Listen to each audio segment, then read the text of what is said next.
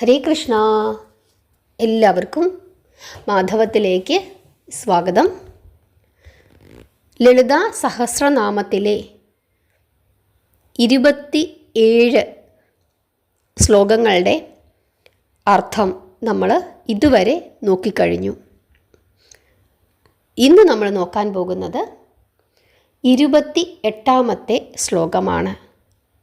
നമുക്ക് ആ ശ്ലോകത്തിൻ്റെ അർത്ഥമൊന്ന് നോക്കാം. മന്ദസ്മിത പ്രഭാപൂരമജ്ജത് കാമേശ മാനസ. ഇതാണ് ശ്ലോകം. അർത്ഥം എന്താണ്?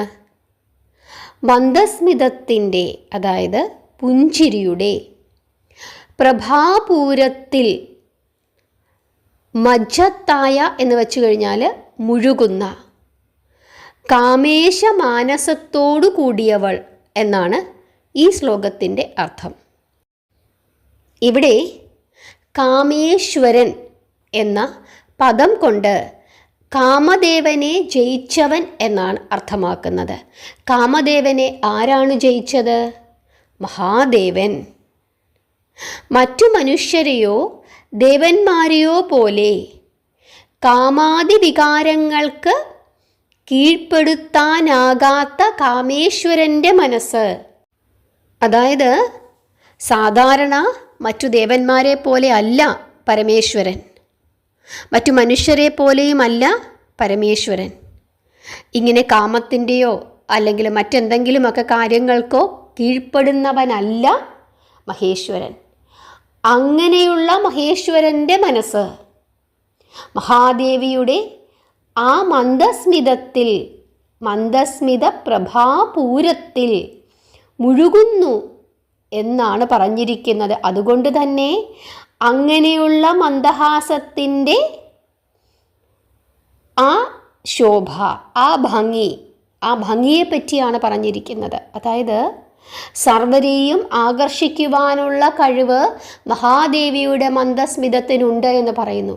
അതായത് ആർക്കും കീഴ്പ്പെടുത്താൻ സാധിക്കാത്തവനാണ് മഹേശ്വരൻ.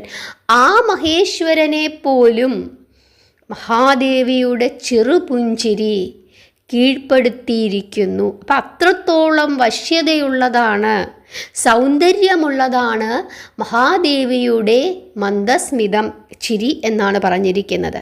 അപ്പം ഈ 28ാമത്തെ ശ്ലോകത്തിൽ മഹാദേവിയുടെ ചിരിയെ പറ്റിയാണ് വർണ്ണിച്ചിരിക്കുന്നത്. അതായത് മഹാദേവിയുടെ ഓരോരോ അവയവങ്ങളെ പറ്റിയും മഹാദേവിയുടെ ഓരോരോ ചേഷ്ടകളെ പറ്റിയുമൊക്കെ ഇങ്ങനെ വർണ്ണിച്ചു വരുമ്പോൾ ഇവിടെ വർണ്ണിച്ചിരിക്കുന്നത് എന്താണ്?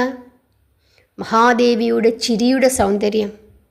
സർവേശ്വരനായ മഹാദേവനെ പോലും മയക്കുവാൻ സാധിക്കുന്ന രീതിയിലുള്ള പുഞ്ചിരിയുള്ളവൾ എന്നാണ് പറഞ്ഞിരിക്കുന്നത്. കാമനെ ജയിച്ചവനാണ് പരമശിവൻ. ഇതൊക്കെയാണ് ഈ ശ്ലോകത്തിലൂടെ അർത്ഥമാക്കുന്നത്. നിങ്ങളിനി ലളിത സഹസ്രനാമം ജപിക്കുമ്പോൾ ഈ 28ാമത്തെ ശ്ലോകം വരുമ്പോൾ ഈ അർത്ഥം ഒന്ന് ഓർത്തുകൊള്ളുക. ആ അർത്ഥം ഓർത്ത് ഒന്ന് പ്രാർത്ഥിച്ചു കൊള്ളുക. തീർച്ചയായിട്ടും അമ്മ മഹാമായയുടെ അനുഗ്രഹം നിങ്ങൾക്ക് എല്ലാവർക്കും ഉണ്ടാകും. ഹരേ കൃഷ്ണ.